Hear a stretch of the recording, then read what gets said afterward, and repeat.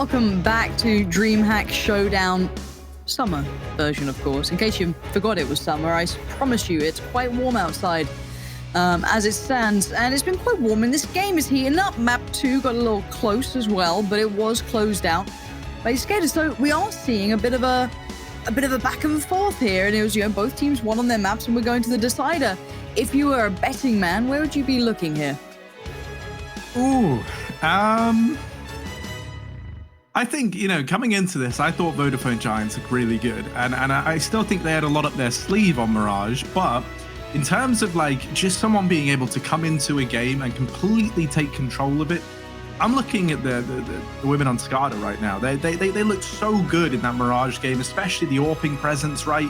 Wasn't missing a beat. And I think on Overpass, if you can bring that AWP out, if you can bring that same fire into, I was going to say a CT side start really, but either side, honestly, I think they could just run away with this. And I'm a little bit scared, but Vodafone Giants, we already saw on Nuke, which is, I would say, more comparable to that of Overpass than Mirage. They were able to bring the heat. The only way we're going to know though, Lauren, is by getting into the action. And that's happening right here, right now. It's Overpass, map number 3 in this best of 3. Bang on. And starting on the T side will be Vodafone Giants, and on the CT will be SKADE, Cascada,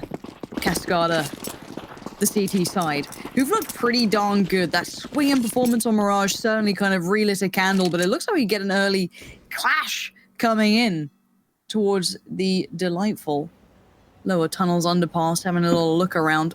Both teams opting to put a quite large amount of presence towards this.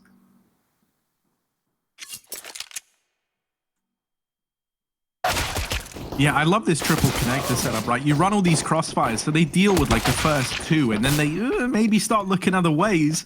However, you did kind of need 1 or 2 of these players to get away with a bit more, and that maybe is where Kezi comes in. She's darted in through short side, drops the bomb, gets a double, and completely turns this round on its head. That was a really nice collapse into the connector. Now it's just Laya left in this 1v3, but she's made quick work of Kezi, retrieves the bomb as well, and is now going to begin her retreat into the B site, where a bomb plant is at the very, very least guaranteed. Certainly is now. Molly can buy some more time too, but Leia, gotta be cool, gotta be careful. Oh my, the drive-by. Little overkill on the heady too, but bangs it out nonetheless. Now, will they predict that final player? Readjusting well, trying to play the time and play the position. Banking on potentially Monster, but also safe from short. Maybe heard a step, maybe heard something, got a feeling. Oh, the timing couldn't be better. Playing him like a fiddle, round and round we go. Unable to do much, overdo it, holds the cross, still gets banged out. Still dies, defuse kit with the CTs, and that's going to be a defuse. You got to feel as though they did everything right, but when the time came to hit the shot, it evaded them. Yeah, that's such a shame, right? Those rounds always feel the worst, because it's you did everything correctly and you did everything in your power to get that round under the belt. However, it just doesn't come through. It's that it hits every shot that was needed, even that one right there, the drive-by. But then miss is the most important one in the round. However, a bomb plant is worth its weight in gold here to the Vodafone Giants. It's given them a bit more to work with in this round here and now, and they're setting up outside of the B bomb site now. This is a pretty standard, just 3 players down in B for the side of SKADE, 2 up inside of this A site. They did have Hedgie down in connector, but she's actually fallen out of there. That could have been a very, very fast rotation available, and we're still seeing her lingering around this spot. So do be sure to bear that in mind, that there's this fast con wrap coming in, and she's made quick work of Leah. Bomb dropped over at short, and this should be mopped up now for SKADE. They get that one very, very neatly put away to take the 2-0 lead. Again, we have seen these kind of, long runs of rounds, excuse me, from both of these teams. So I'm waiting to see if that becomes a common factor in this, if it's going to be that, Vodafone Giants finally get into it, keep that money away, deny the AWP coming out. But, if we see the AWP come out for Zana, then it's going to be trouble from the very word go. And you got to hope this is a free farm if you're a fan of the CTs here. Get that money building up, get those SMGs getting the kills, or Zana, I guess, get that AWP up in play. That'd be quite nice. And the Glock's coming out, and Hedgie is on the case. Yeah, Hedgie loves the flank. She's always so good at finding these timings, and there's the bomb dropped again. And she's even got a third with the USP. Yeah, that's that one dead to rights for the side of SKADE. These pistols don't get much done. We once again see like a focus on getting some utility alongside the pistols for the Vodafone Giants. You know, that's something that we keep seeing, and they seem to be a team that's very like orientated around trying to play like very tactically sound CS, and I think they've had a lot of good ideas thus far. But once again, for me, I'm having the same worries that I was having back on Mirage, which is, you know, your plans can be impeccable and everything can go right, but it's not going to account for the individuals on the side of SKADE being able to step up, being able to still find these timings and make these big plays happen. Now, in this round, there is an advantage taken, and they try and get into connector. Anya just gets completely overwhelmed there by the sheer amount of players coming down the stairs. Oh, but no. that's where Flutura comes on in, gets a double in the bottom of Con, a 2-on-3. Suddenly, this is nowhere near as dire a situation for SKADE. They still have a chance in this round, and look at how little of the map the Vodafone Giants have been kind of constricted to at this point in time. Oh, that's not good though. That's information found that'll allow at least Zana to potentially consider leaning over, but doesn't want to overly stack it just yet. Not seeing the full picture being painted, just a piece of it. And still a great deal of utility on the CTs. Could mean some time could be bought here with 50 seconds left. Smoke here or there, molly or two could be quite handy, but for now, they're pretty close on short. Casey's got to be on red alert. Does see the player, does get the shot. That's big. Spore has to be on the way. Bomb is down. They know it. There it is. Shut down before it really began. And honestly, for the CTs, I love the fact that they kept those SMGs in play. They put them in aggressive positions. Obviously, it might be a bit of a Hail Mary. You're not expecting the world.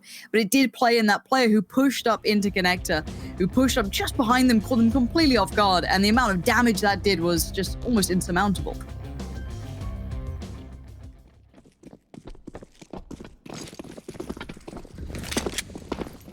Yeah, and I feel like already if you're Vodafone Giants, you're a bit worried about this connector area of the map, because even though you put a lot of bodies here time after time, you seem to never quite quell the defense that occupies this area. And so this round, they do just throw everything at it. Zana, missed shot, uncharacteristically so. Isn't going to miss it the second time around, but fully flashed in the sight. She does get dropped, and these pistols are getting away with far more than they should have been allowed to do. That AWP can get retrieved. Terra left up in this 1v3, and this is going to be a pretty tricky retake if she wants to give it a go. Going to make her way up towards the dumpster, looking into the bomb site now.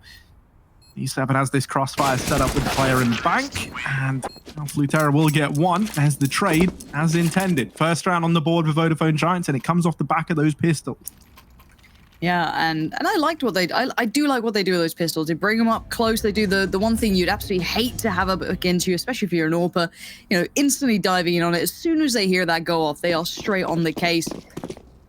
And also, I've got to feel Headshe's timing there was a little, not unlucky, but maybe a mistake of a play there. And they seem rare. She's been very, very solid on those flanks and that little bit of off positioning, but got caught out there in underpass. The timing as she dropped off the step was very far from ideal, but AWP in hand this time. So Zana not opting to run with that. The switch up maybe just off the back of a spawn, or potentially just wanted to bring it down towards underpass for a bit of a peek.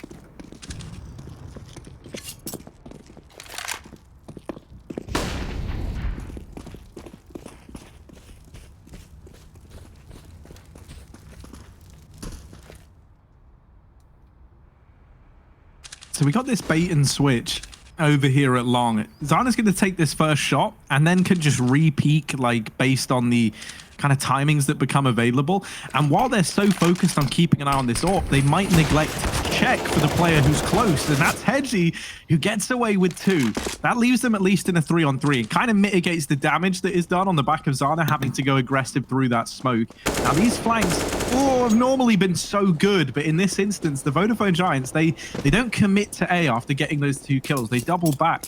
And I imagine that's because a lot of the time, these flanks have been their undoing. They catch a player rotating. They find themselves now in a 3-on-2. This is a nice spot to be in for the T side as they start to look towards this B site. Anya's here, but can she hold the fort? No. Swift answer to that one. Tora going to have to try and make some magic happen. 2 players are low, but it doesn't make much of a difference when you're with the AWP. Maybe if you could take down Jenny, it could be game back on. But this could be 2 rounds now for Vodafone Giants. But Tora's still having a look. See if there's anything gifted for free. You've got to hope, if you're a Vodafone Giants fan, that that isn't the case. You shouldn't be gifting up these kills. You could definitely do with keeping hold of these rifles.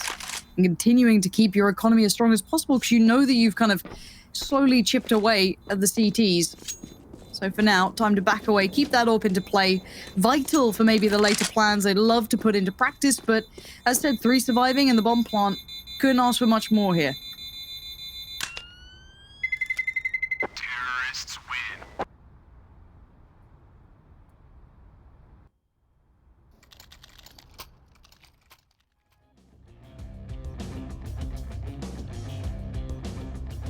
See, it's such a shame, right? That bait and switch almost works perfectly. And the other kind of sad thing about it is that's not something you can do every round, you know? Like, it gets maybe like it's a little gimmicky play to try and get you ahead once or twice in a half.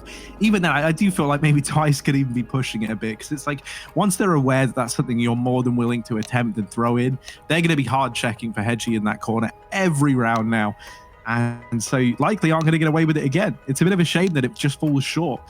Vodafone Giants, they adjust well.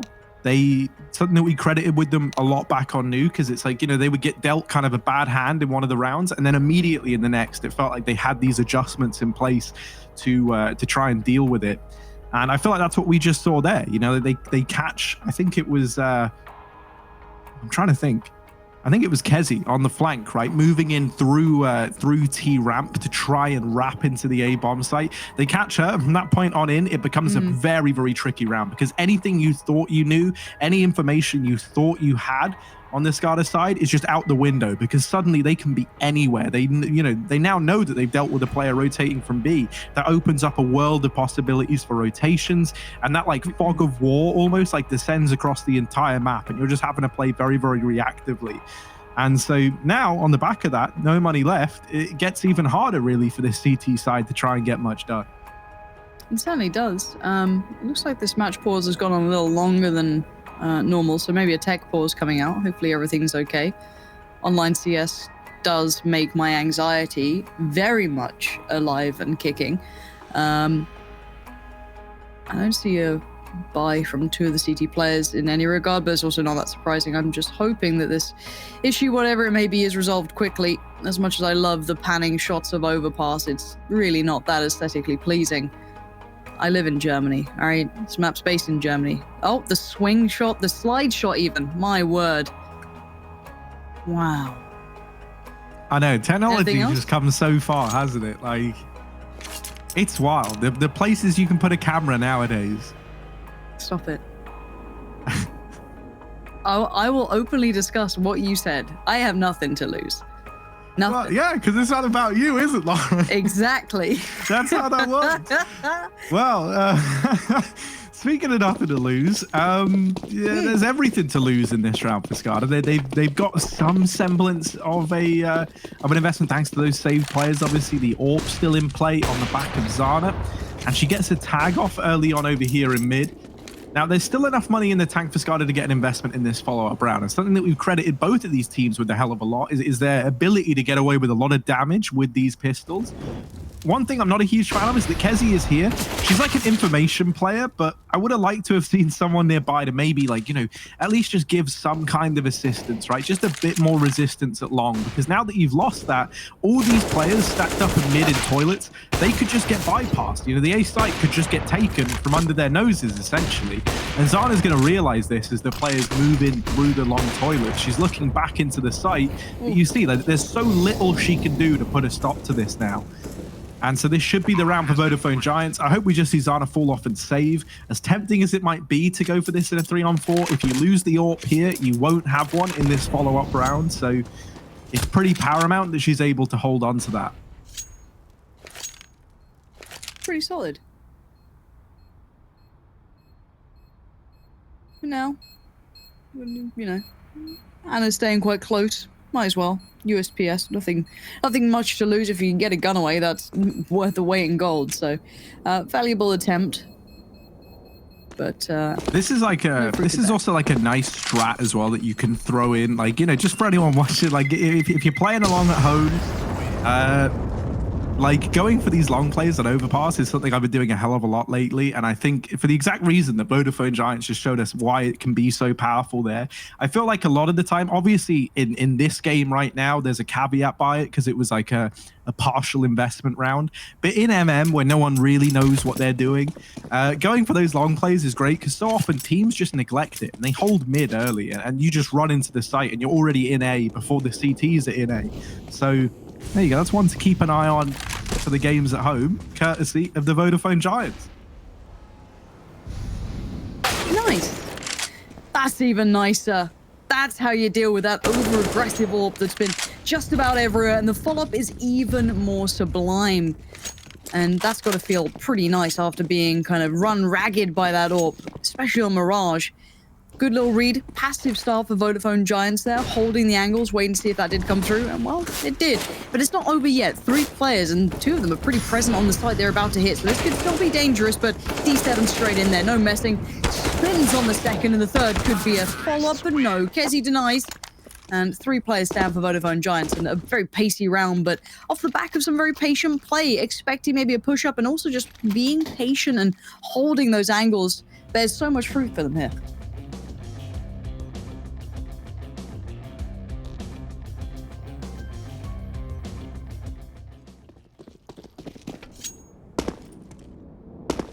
I want to know what sensitivity D7's playing on after she hits that flick there inside it, because either it's really high or she just sweat that mouse pad like it's nothing, man. Like she's broken her arm doing that one.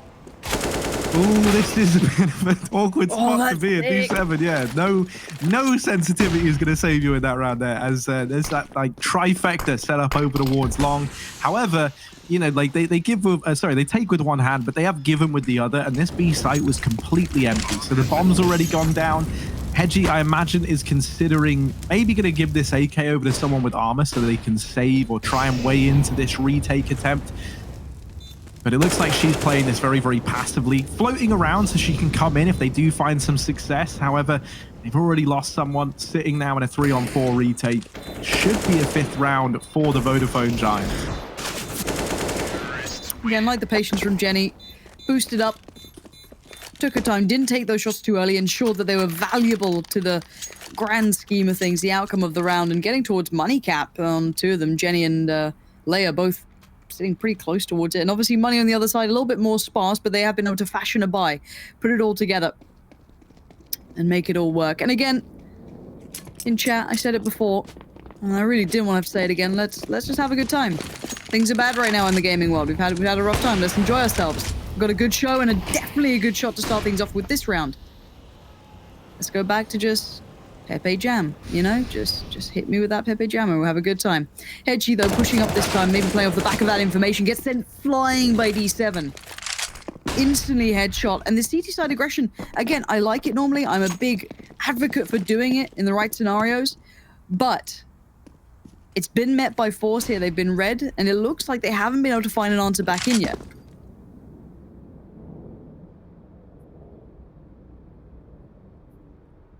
Yeah, something that Overpass just allows for a lot more of by its very design is something that Nuke does as well, which is like these kind of mid-round decisions where whatever you had planned from the offset, you can take a breather, you can revisit, and you can kind of push and prod the other extremes of the map to figure out exactly how you want to play it. And that's something that we've said Vodafone Giants seem very, very proficient at.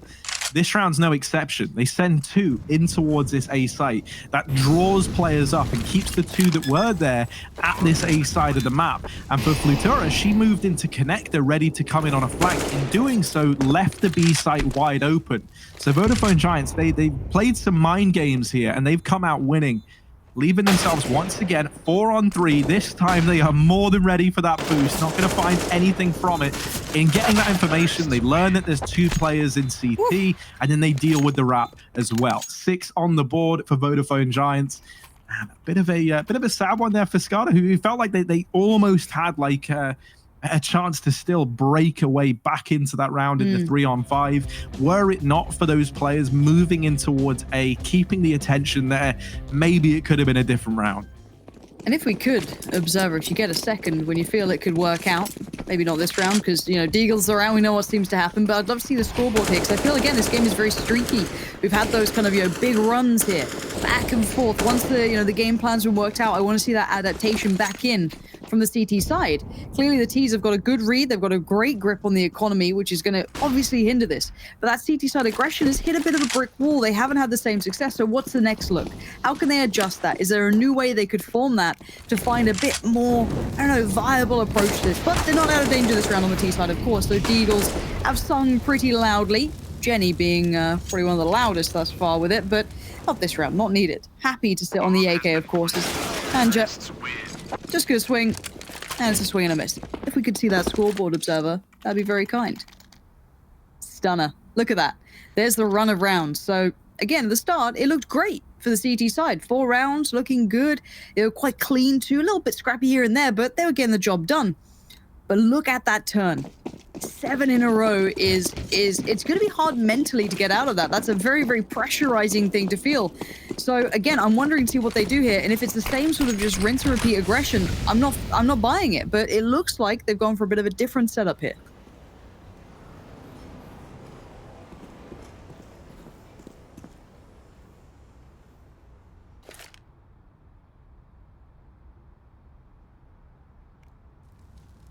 Orp's going to be holding on for this mid peak, but is it ever going to arrive? There's certainly plenty of players on the other side. However, they've gone in with this long wrap again, and they're trying to teach SKADE a lesson, right? That you can't discount this long side of the map. They find Hedgie, and look at what this has done, right? This is like throwing this CT defense into disarray. They've pulled players up from the B bomb site. They've now got 3 inside of A, and with a minute left on the clock, the beauty of this is that Vodafone Giants, they don't have to commit yet, and they've already had this like rippling effect across the map as to how the CTs are set up, but they are going to commit. They go silent for a moment, try and put the seed of doubt in the mind of these CTs. They shut down the players in the site. Zana is the only one left standing from the original 3-strong defense, and she's back in bank. There is a rotation now on Lutara in towards CT, but she's going to be hard pressed to find anything, and this might just have to be a save. Surely. Don't lose that AWP. Don't lose the AWP. There's no kill in the next second. All right, game on. Let's go. You need that instant momentum. You need that instant way back in. But these two are the hard positions to remove. AD's shown herself, and that's fine. You still have one player playing to the time and playing to the tune of winning another round. Vodafone Giants just suddenly arriving. I don't know what it is. I don't know how they seem to do it. When it all slots in, they seem just so hard to control, to handle. But as said, these rounds have been back-to-back. We haven't seen that all-ping presence come out for the CT side that was so paramount on that previous map. It looks like a very different team here. Maybe this is just simply not a map that they're as well-versed in running. Maybe this is just not a comfortable one in their map pool. But whatever it may be, it's quite apparent now that they clearly aren't looking so good on the CT side.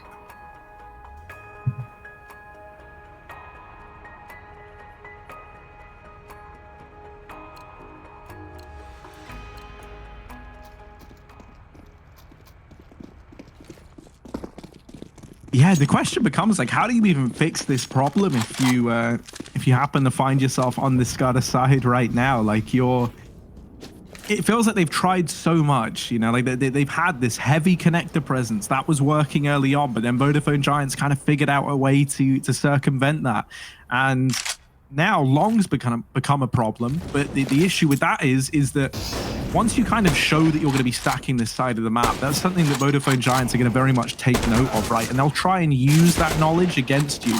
And this round's no exception, right? They break down the 2-player hold here very, very easily, and they find themselves in this 5-on-2. But this was only a pistol round. They get that information, well, they might play more players at long. So I imagine we see them maybe move away from that in this follow-up rifle round when they know that all the kind of weaponry, all the firepower is going to be there for this CT side, and so they might look elsewhere as a result. We've actually got a double AWP setup being moved out here from the CT side, so maybe that's the adjustment they were looking for. Maybe that makes all the difference, because I don't think we've seen it yet. No, I'm pretty much with you on that. We definitely haven't. I don't think the money's really allowed for it much. They've been pretty much broke for a long time, but I do want to see this kind of a little bit more of a strong I would say strengthened and strong hold, and I just went strong. My brain's not good. A stronger hold between Hedgie and Zana here over towards kind of a toilet area, and that's not going to help for the T's, but it's a brilliant beginning for the CT side. They finally get a bit of a foothold on this map. That map control that they couldn't garner from being aggressive has now been found from a lovely pick being gifted over by Futura.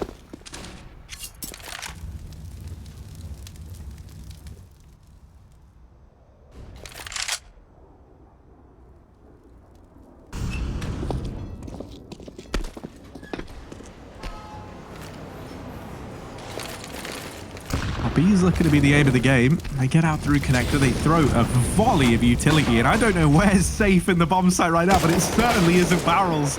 Oh dear, all the entries come on in, and this B site has just crumbled under the pressure. This was a 4-on-5, now turned 4-on-3 with the bomb down. He's making her way over towards short, and she's already there, but she's just about gotten away. Still alive, still a problem, and with this AWP in hand, still really just as dangerous as ever before.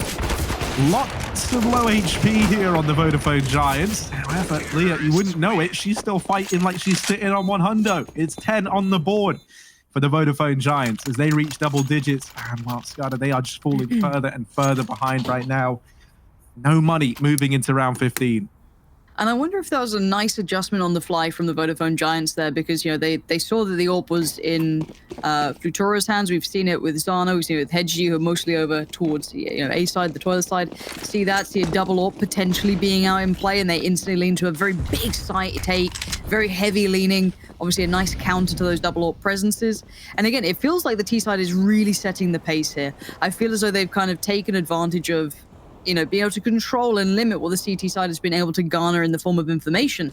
This is a really nice idea. Now back towards long, so almost polarizing how they ran that previous round. But the player's going to see it all was Zana, but head's been ripped off. No chance to make the impression she'd have liked to. And now the players pour out from that underpass. 80 seen it all, but couldn't quite make much of it there.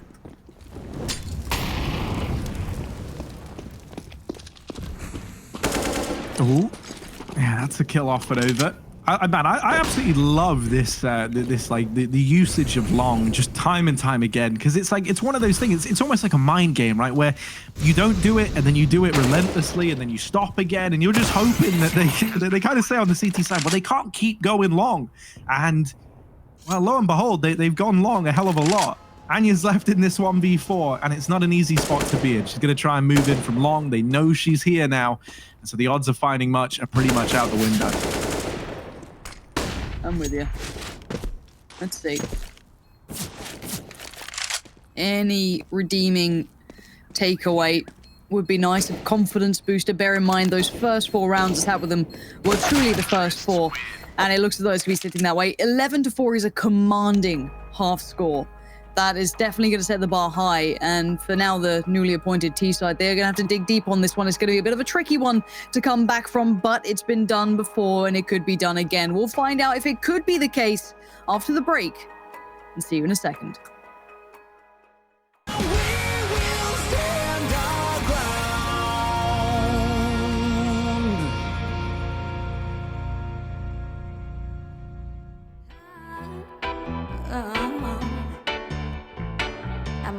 Too taboo.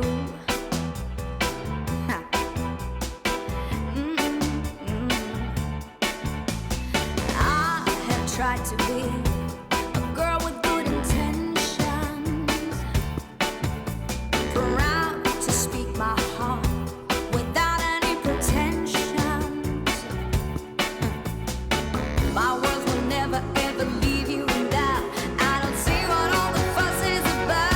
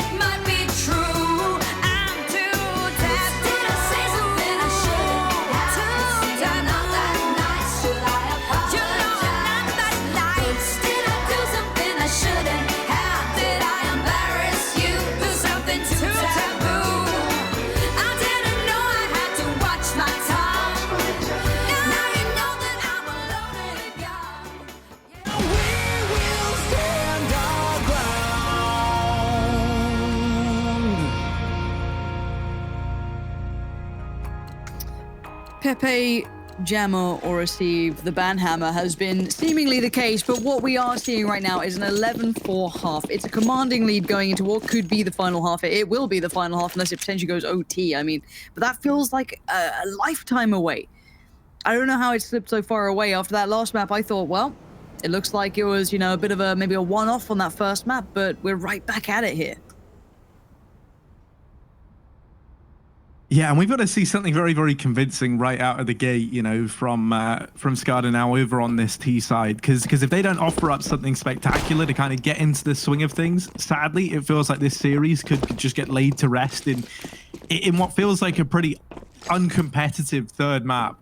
And that's not really what we wanted from this one, right? It goes the distance, and it was looking good. So let's see if this B play can give them the results they were hoping for. That was actually a team flash at short, and it didn't just flash one. It flashed everyone that was trying to get into B. That is kind of heartbreaking, as the 4 short 1 monster play gets halted by the monster player. Oh, dear. Feels quite bad. Feels very bad. Hedgie now has to pick up the pieces of everything that just crumbled in front of her. Teammates strewn across the ground. That's a bit much, but you get the idea. Not good in a brief summary, and they all swing at once. As soon as contact's made, they shut that down. 12 rounds, man.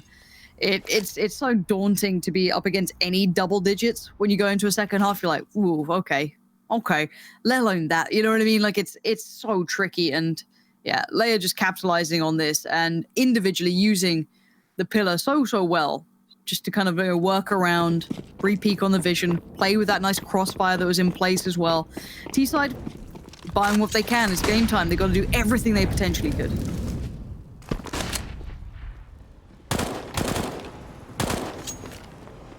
Oh, good luck getting past Jenny in the toilet. She's even got this crossfire set up, and that's the bomb dropped.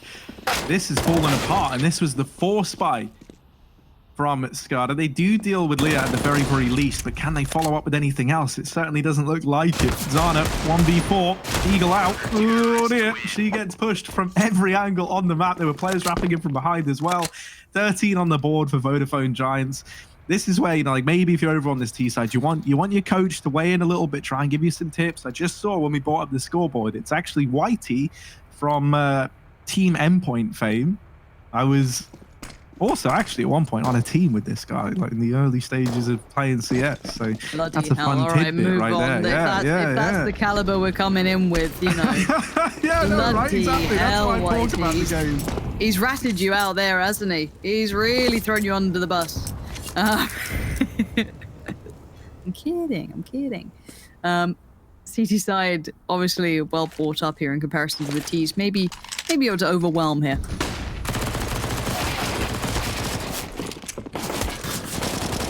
Ooh. It's gotten a bit messy.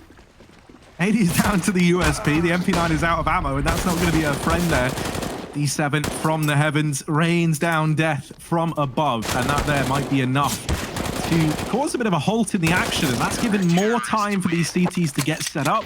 Something I think, once again, like Vodafone Giants, they're kind of like trades, and their crossfires have been really, really good. Like, this is looking like a team that feels like it's trying to play some very, very, like, tactically sound CS, you know, where everyone looks like they're on the same page, playing off of one another. The pistol round was a really good example of that. When it was the 1v3 versus Hedgie, they all just hid, right? Like they were like a pack animal, you know. It wasn't until the first found the engagement that they all just swing out. You don't give any room over.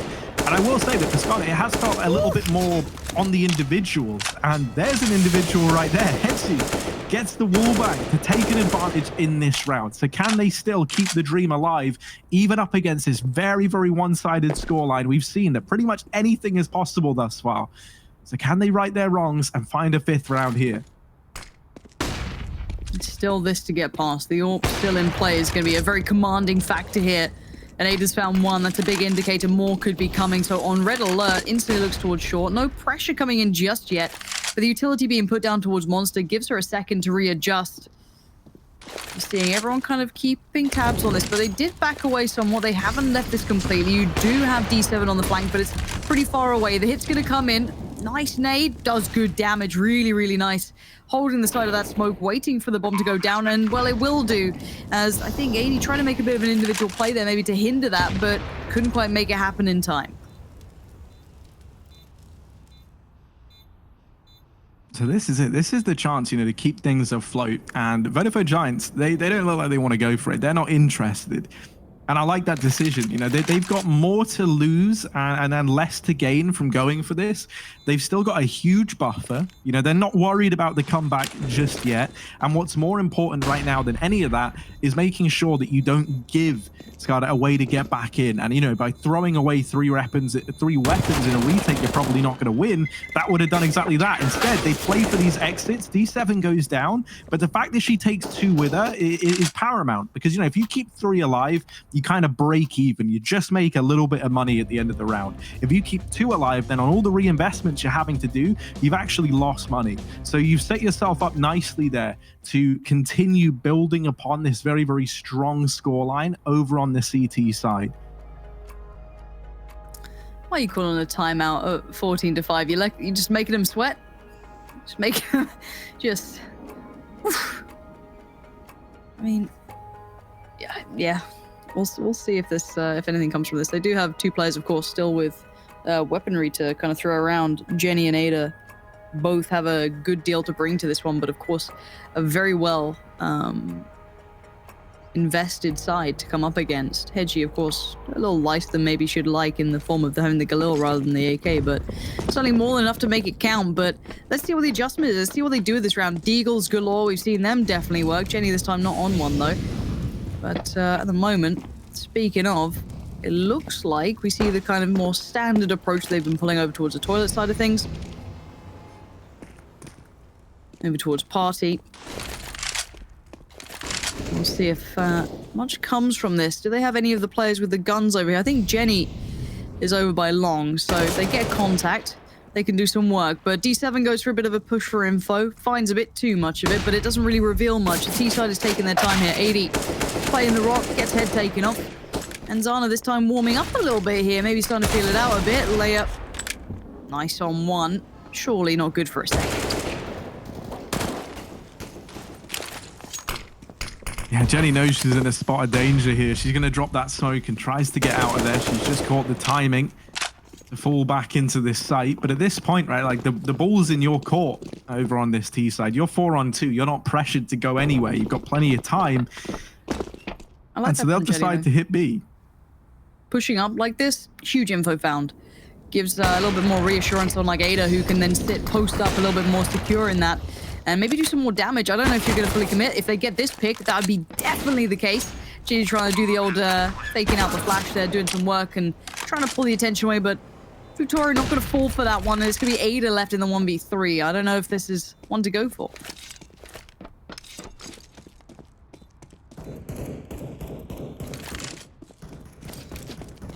Oh, and they even hear her rotating away. And that's good to know, right? They know that they're free to leave this site and dedicate a few to the hunt if they would like. And, well, Futara, she certainly would.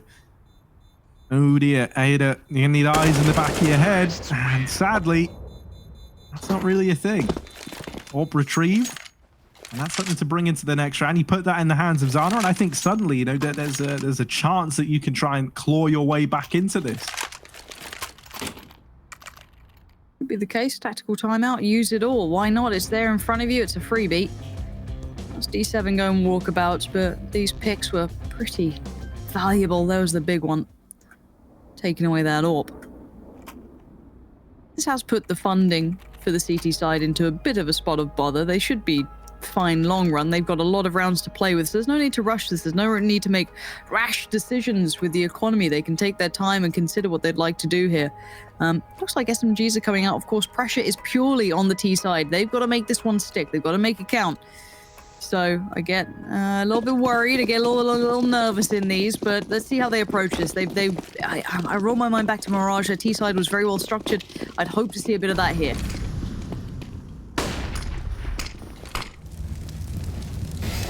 Yeah, it's taken the Vodafone Giants a few rounds to kind of get everyone on the same page in terms of the economy.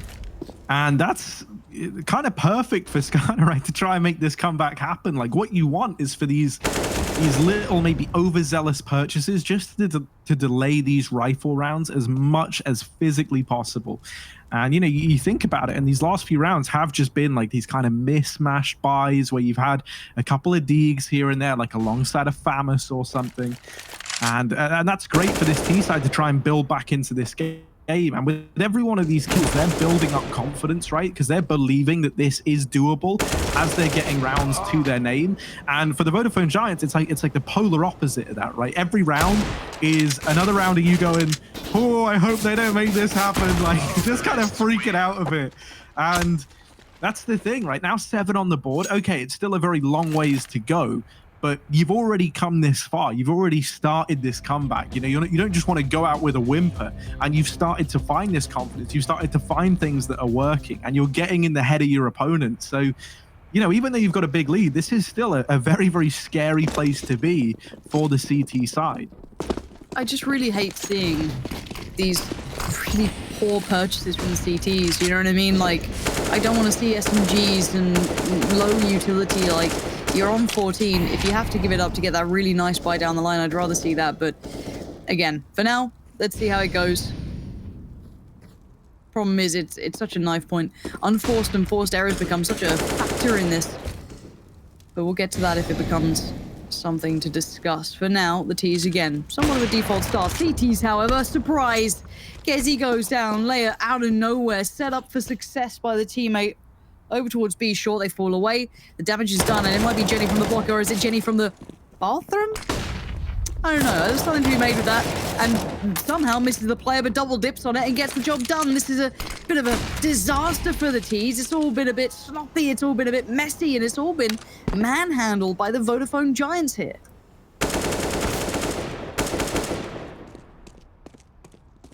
Hedgie's going to try and do what she can, and ultimately, that might be a hell of a lot. She's doubled up over here in middle and given a fighting chance back over, inside of this site. Zana's been pretty quiet here on Overpass, and that's going to continue, which is a real shame. Mia looking to get this round under her belt. Does get dropped. Hedgie needs the ace here. She's got 3 to her name already. 25 seconds on the clock, and all in an attempt to try and deny match and series point to the Vodafone Giants. Bomb plant coming in. 2 bodies left to find. One of them rotating up through dumpster, and Hedgie dodging her way around this smoke. She's just missed the timing. Should be aware that someone could have caught a bit of a timing here to get out, and she gets spotted. The double peek comes in, and they don't give her the room to maneuver. It's 15 on the board for this CT side. I just because they win the round doesn't mean I like those shitty buys. I really do not like them. I really hate it. No, and that's the thing. I kind of agree with you, because it felt like, and this is where maybe the fact that these forces have often been like pretty successful, I feel like that got them very like strung up on the idea, okay, well, if we just bring a few SMGs, even though like we'll still have a buy in the next, but it might be missing some stuff, but maybe we win. And it's like, oh, I don't know, like I kind of just felt like when you're this far ahead, maybe just play it by the numbers, you know? Exactly. I mean, it's threat management. Obviously, we sit here completely detached from the game in comparison to someone who's very up close and personal. Now, of course, our statement is all for nothing, because right now it's 15 rounds to the good. It's all gone well, but there was that world in which that gateway could have opened, that, you know, nether portal could have begun. I've been playing Minecraft, I apologize, but we'll see if the T's can make anything happen here. This is the one that matters. All the other maps, well, they subside, they fade away, and oh, Kezi almost faded away to nothing there, down to what, 10 HP?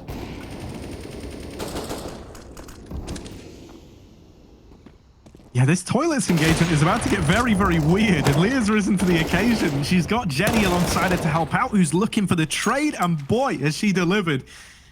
Kezi and Hedgie left up 2 on 4. That bomb dropped it back connector. They're going to send Kezi to go and retrieve it and rejoin her teammate over here in mid, but this is clutching at straws at best. 2 on 4 to try and keep this series alive.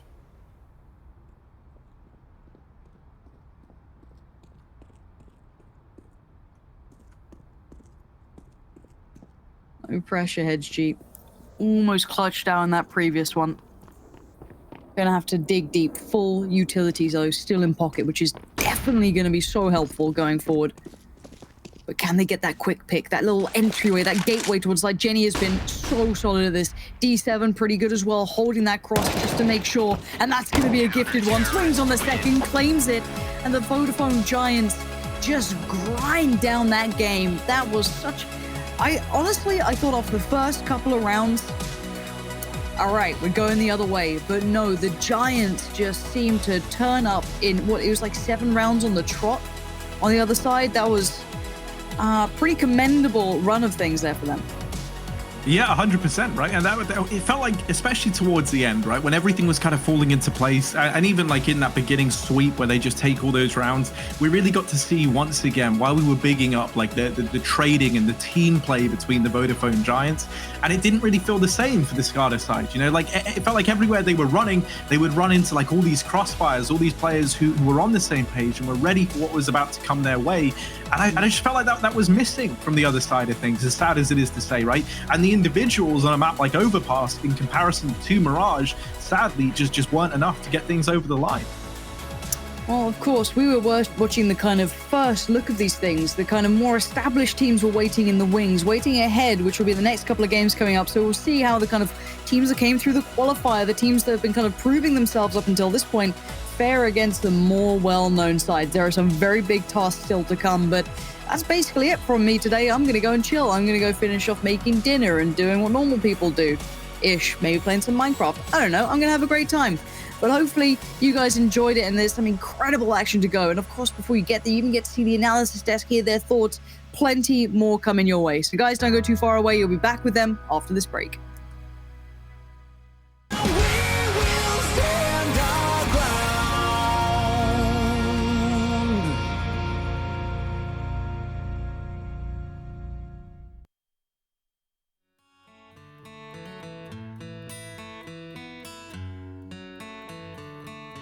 Once upon a time, you were in my life. It took a while to let you in.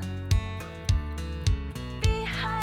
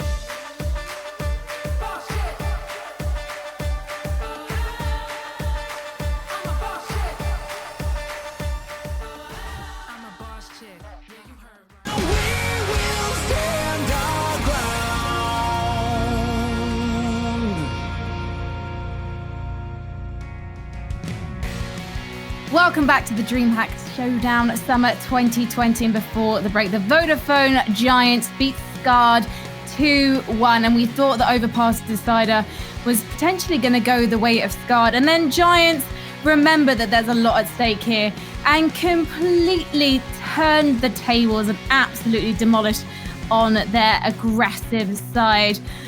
Potter, what did you think of this turnaround from the Iberian team? Oh man, I was actually so thoroughly impressed. I just from even going back to Mirage, a map that Giants lost actually pretty handedly. These rounds, they were so close, and the Giants ladies, every round they came in, their trade game was on point. Their bait and switches was on point. And that requires a lot of communication and teamwork. So it was very impressive to see that come. And the dream, the 16-0 grinded dream on this overpass, it was almost there. But either way, to be able to just close it out there in such a dominant fashion, it was impressive.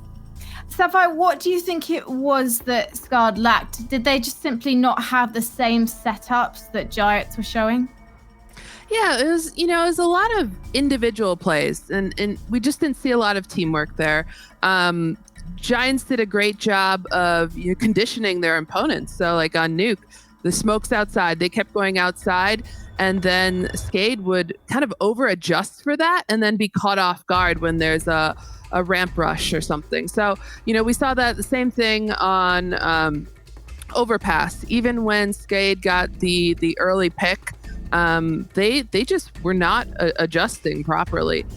So it was a lack of communication. It was very individualistic and not really the teamwork we'd like to see. Something that I was interested in also was going back to the veto, the fact that actually I feel like Giants played it so cleverly.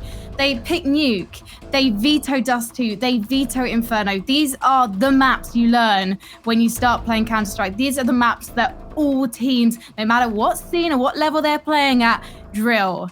And so when they ban those maps, you're left with a very technical map in Overpass. Potter, given the performance we've seen from SKADE on these two quite difficult maps, do you think that they're going to struggle to get further in this competition? I'm going to say no, because, actually when I look at these players pound for pound, I don't believe that Giants were actually better individually than the SKADE girls. I'm going to stick with SKADE. I know that the posh pansy is saying SKADE or something like that. I don't know how it's pronounced, but I'm going to say SKADE for now. But actually, I think pound for pound, this individuals on SKADE are better than the Giants ladies. But these Giants ladies, their teamwork, as I mentioned, their trade game, their crossfires, I mean, it was all on point. So they just made it as difficult as they could for SKADE to find the type of duels that they were looking for. In fact, if we look back on this Overpass, even those 4 rounds that SKADE were actually able to get in the beginning of the rounds, they were even at a disadvantage in those rounds. Giants actually found the openings in those, but SKADE, the mobility, the movement, each time that Giants were able to take over some portion of the map, a member, whether it was Flutura or Zena, they were able to retake over and re-aggress on a different part of the map. So there were some good moving pieces for SKADE coming out. They just fell flat when the trade game happened, and Giants came out on top of that. Against a different team, would Zana's complete and utter lack of fear with that AWP like dynamically staring down those SMGs on Mirage, would that work against a different team, Sapphire? Yeah, I mean, she's certainly had a lot of confidence there, but SKADE was not punishing her whatsoever. She was able to do whatever she wanted. I think she topped the scoreboard every single map. It was like 27, 20, 23 frags. She's going to have a harder time doing that in the next series. She'll likely be countered, smoked off, flashed off. Hopefully that's what we like to see from the higher tier teams.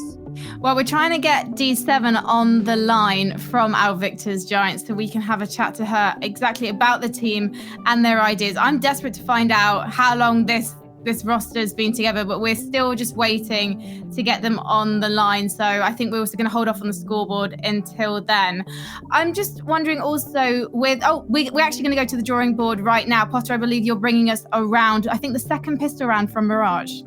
Yes, ma'am. So we're going to go back to this Mirage. Now, I had a little bit of a struggle picking out which round I wanted to go over with Giants because actually, as I said, they were impressive in so many different rounds. But this one in particular, Harry was so impressed that it made me in turn impressed. So this is just going to be a B set piece, and it's actually very unorthodox. You're going to see here 2 smoke grenades coming out of the Giants ladies, and these smokes are actually going to cut off the rotations for the SKADE females, and this is going to make Anja make crucial decision here. I'm going to pause it here. Anja can decide here when she sees the smoke whether to hold off and wait for this B split to actually happen, or she's going to make, I think, probably a more optimal decision, which was to help out Anja in this window room. But unfortunately, the trade game for the Giants, as I mentioned, they're so tight knit. I mean, just the pressing W forward and gaining this space, understanding exactly what's needed for Jenny in this moment. It was so good to see from the Giants. So if we can go to the point of view of actually these players, you're going to see Jenny, you're going to see D7 boosting into this window room. You're going to see how tight knit they are. The spacing, it's correct. The communication, it's even better. And this just gives these players the confidence to follow through with the strategy, make it into the bomb site and just brute force your way. Unfortunately, they lost this pistol. As I mentioned on Mirage, even the rounds that Giants, they looked good. SKADE individually, they were able to win out. You saw Hedgie there actually clutch out the rounds, and Giants, they lost this Mirage. But again, this teamwork translated over to the Overpass and in turn gave Giants the win in this series. Something I was really impressed with Giants as well was their patience on their eco rounds. We were expecting them, especially on a map like Mirage, to go rush the opposition. And instead, in fact, in one round, they just 4 stacked on B, and it didn't quite go their way if I remember exactly. But it was interesting just seeing both teams sat there waiting on a round that you'd expect to see played incredibly fast, Sapphire. Were you surprised to see something like that? Yeah, I mean, you know, we kind of as the viewers got conditioned to a really fast-paced game. You know, and it's good that both teams are saying, okay, let's try something different. Let's slow it down. Funny that they both did it at the same time. But you could see that both teams are trying to make some adjustments. And I keep going back to Mirage, but I'm just fascinated by SKADE because it seemed like they started off their aggressive half so well, and then they decided to change things up and go for mid control, and they could never quite take it, Potter. Yeah, but I mean, sometimes, you know, I did appreciate the fact that they kept, oh, I hear a phone. Telephone. Yeah. Let's pick it up. Hold that thought, Potter, because we were talking about SKADE when we should be talking about the Giants, because we have D7 in the house. Hola. Obrigado. Thank you so much for joining us, D7. How are you feeling after that opening win? Sorry, can you repeat? How do you feel after winning your first match here at the Showdown? We were feeling pretty happy, and we were actually very confident from the beginning because we've been working and preparing very hard for this event. So we were actually kind of calm, happy, but calm. And how did you maintain your focus on Overpass? Despite the disadvantage you had at the start, we then saw that dominance come out. We had a lot of help from our coach. He was constantly suggesting and helping us out and calming us down. So it was both work from IGL and coach that we managed to, make so many rounds in a row and recover from the map loss from before and from the 4 round loss in the beginning of the map. And how have you been preparing? I think I saw on Twitter, it looks like you girls are all together, boot camping. Obviously, you look like you're at a LAN center. What have you been doing in preparation for this? We've actually been having a quite strict schedule. We wake up very early. We come very early to the station to play, and we just prec a lot. Obviously, there's some theory, but in bootcamp it's always different. We always play a lot better when we're together. And it's just the team spirit. You feel it a lot better than when you're home. And yeah. Speaking about the theory, D7, I really appreciated so many refreshing ideas coming out of your team here today across all 3 maps. Who's the one responsible for that for your squad? Is it your coach? Is it like everyone kind of coming together with different ideas? Who made the call for the pistol on T-side Mirage? T-Side Mirage. It was actually our coach, so we have to give props to him.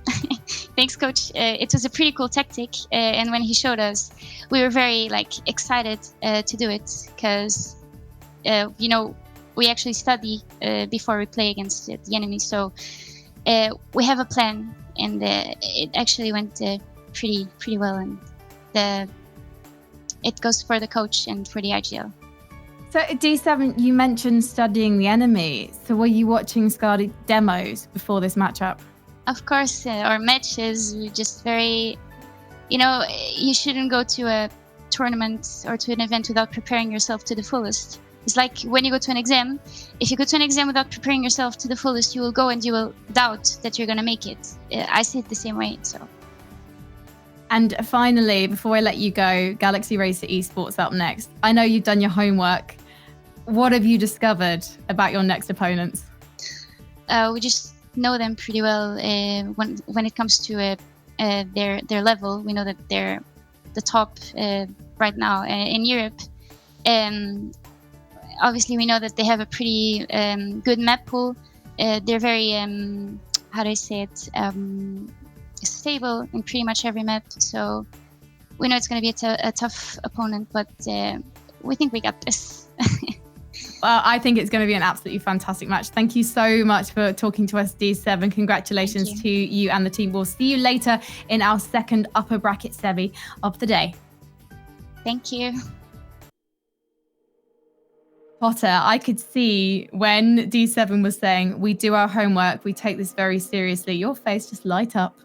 Yeah, especially because, you could say a lot of words, you can go through the motions, but when you can actually prove it in the server and showcase it, and I can clearly see that, that progress, you can illustrate it perfectly for me. It's impressive. And I love to see that. I love to see that sort of a thorough effort. So yeah, I'm loving this team. I'm rooting for them. I'm a huge fan. Sign me up. Are you a fan, Sapphire? Yeah, definitely. I mean, I love to see that they're boot camping. They're putting in the extra effort. That makes the difference. You could tell that they were together based on their communication. It was definitely a level above SKADE. They played Galaxy Racers a couple months ago in the Ambush finals. One of those maps was close, one wasn't, but I think they're going to look better this time.